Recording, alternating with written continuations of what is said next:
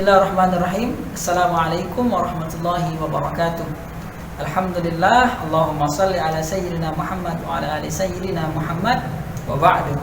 Kita berjumpa kembali di mata kuliah studi perjuangan Nahdlatul Wathon, di mana pada video kali ini kita akan berdiskusi dan kita akan belajar bersama tentang konsep perjuangan Kiai Hamzan Wadi. Nah, seperti apa konsep perjuangan beliau kita akan bahas panjang lebar di video kali ini. Bahwa sejak pulangnya dari Makkah Al-Mukarramah, Kiai Hamzan Wadi telah meniup genderang perjuangan membangun bangsa dan negara dengan membangun madrasah dan juga dengan bertablik ke pelosok-pelosok desa yang ada di Pulau Lombok pada waktu itu.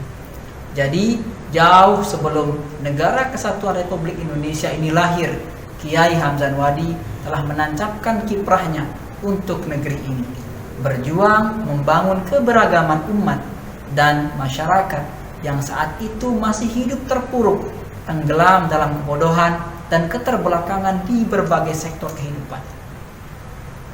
Perjuangan yang dilakukan oleh Kiai Hamzan Wadi seperti halnya perjuangan menegakkan amar ma'ruf dan nahi mungkar yang tidak pernah luput dari hambatan dan tantangan, baik yang datang dari kalangan masyarakat Islam sendiri ataupun dari kalangan penjajah pada saat itu. Di antara tantangan yang pernah dihadapi oleh Kiai Hamzan Wadi adalah, pertama, Kiai Hamzan Wadi pernah diadili oleh ketua adat atau kalau sekarang disebut dengan lurah, dan diminta untuk menghentikan upaya pendirian madrasah yang memakai sistem klasikal. Beliau diultimatum untuk memilih melanjutkan pembangunan madrasah atau berhenti menjadi imam dan khotib di masjid yang ada di desa beliau. Hal ini terjadi adalah karena adanya berita-berita palsu atau hoaks yang tersebar di sekitar masyarakat bahwa madrasah yang beliau dirikan ini adalah suatu yang bid'ah sayyi'ah atau bid'ah yang sesat, atau ada juga yang mengatakan bahwa madrasah yang beliau dirikan ini adalah perpanjangan tangan daripada Wahabi atau Mu'tazilah. Akan tetapi kemudian dengan ijtihad beliau mengatakan bahwa menjadi imam dan khotib adalah fardu kifayah. Banyak orang yang bisa menggantikan beliau. Tetapi kalau untuk mendirikan madrasah ini bagi beliau adalah fardu ain. Kalau bukan beliau, maka siapa lagi yang akan membangun madrasah di Pulau Seribu Masjid tersebut? Yang kedua adalah tantangan dari para penjajah yang saat itu tidak ada kompromi ingin menutup madrasah yang beliau bangun. Karena menurut penjajah Jepang pada saat itu bahwa pondok pesantren atau madrasah yang dibangun dianggap sebagai basis para pejuang yang akan berjuang melawan penjajah. Tetapi atas izin Allah kemudian beliau bernegosiasi dan menjelaskan bahwa madrasah yang beliau bangun sangat penting bagi masyarakat kala itu, yaitu di mana masyarakat pada saat itu mayoritasnya adalah muslim dan dibutuhkan seorang penghulu untuk menyelenggarakan pernikahan, dibutuhkan seorang khotib untuk menjalankan sholat Jumat. Maka madrasah ini adalah tempat menggembleng para calon penghulu, calon imam, calon khotib. Dengan itu kemudian penjajah Jepang mengizinkan kembali beroperasinya madrasah ini. Nah, kemudian dalam konsep perjuangan Kiai Hamzan Wadi ada sedikitnya 5 prinsip perjuangan yang beliau senantiasa dengungkan, senantiasa gaungkan kepada para jamaahnya. Yang pertama adalah li'a'la'i kalimatillah wa izzil islam wal muslimin, atau meninggikan kalimat Allah dan memuliakan agama Islam dan umatnya. Slogan ini kemudian kita kenal dengan istilah tujuan daripada organisasi Nahdlatul Wathon. Jadi tujuan organisasi Nahdlatul Wathon adalah meninggikan kalimat Allah dan memuliakan Islam dan agama Islam. Islam dan orang Islam. Yang kedua adalah slogan pokoknya NW, pokok NW iman dan takwa. Slogan ini kemudian kita kenal dengan istilah semboyan Nahdlatul Wathon. Jika Indonesia semboyannya adalah Bhinneka Tunggal Ika, maka Nahdlatul Wathon semboyannya adalah pokoknya NW, pokok NW iman dan takwa. Yang ketiga, jargon yang menjadi prinsip daripada perjuangan Kiai Hamzah Anwadi adalah yakin, ikhlas, istiqomah. Ini adalah 3 hal yang menjadi syarat mutlak seorang kader dianggap menjadi kader yang sebenarnya di Nahdlatul Wathon. Yang keempat adalah beliau berwasiat kepada semua murid-murid beliau, inna akramakum indi anfa'ukum li Nahdlatil Wathon wa inna syarrakum indi adarrukum bi Nahdlatil Wathon. Beliau berpesan bahwa semulia-muliamu di sisiku adalah yang paling banyak mendatangkan kemanfaatan bagi Nahdlatul Wathon, dan seburuk-burukmu di sisiku adalah adarrukum, yang paling banyak mendatangkan kemudaratan, yang paling banyak mendatangkan kerusakan atas perjuangan Nahdlatul Wathon. Kita akan bahas satu persatu 5 prinsip tadi. Yang pertama adalah prinsip perjuangan li'a'la'i kalimatillah wa izil islam wal muslimin, atau yang kemudian kita kenal dengan istilah tujuan organisasi Nahdlatul Wathon, meninggikan kalimat Allah, memuliakan Islam dan kaum muslimin. Maka Nahdlatul Wathon yang bergerak di 3 bidang utama, ada pendidikan, sosial, dan dakwah. Itu di semua sektor tersebut tujuannya adalah untuk bagaimana meninggikan kalimat Allah, memuliakan Islam dan orang-orang Islam.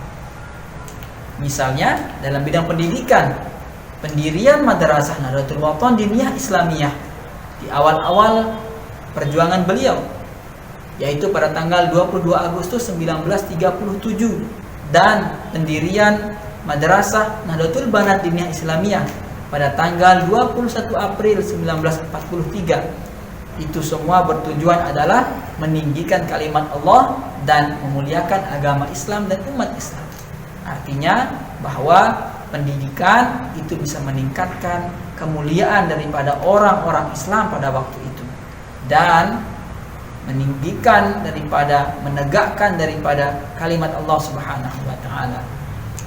Yang kedua, lewat dakwah, menegakkan kalimat Allah dalam misi dakwah dilakukan dengan membuat majelis-majelis taklim di banyak tempat. Ada 2 jenis majelis taklim yang beliau dirikan. Yang pertama, beliau istilahkan dengan majelis dakwah Hamzah Anwadi, yaitu majelis yang langsung dipimpin oleh beliau. Yang kedua adalah majelis taklim Hamzah Anwadi, yaitu majelis pengajian atau kajian yang dipimpin oleh murid-murid beliau yang telah lulus dari madrasah-madrasah beliau. Prinsip yang kedua adalah prinsip atau yang kita sebut dengan slogan Nahdlatul Wathon, yang mana mengatakan pokoknya NW, pokok NW iman dan takwa. Pokoknya NW secara epistemologi, kalimat ini menunjukkan kebanggaan seorang kader terhadap organisasinya. Kemudian yang kedua, pokok NW iman dan takwa, kalimat ini menunjukkan bahwa urgensi kehadiran NW adalah dalam rangka menjaga kekuatan iman dan takwa semua kadernya secara khusus dan umat Islam secara umum.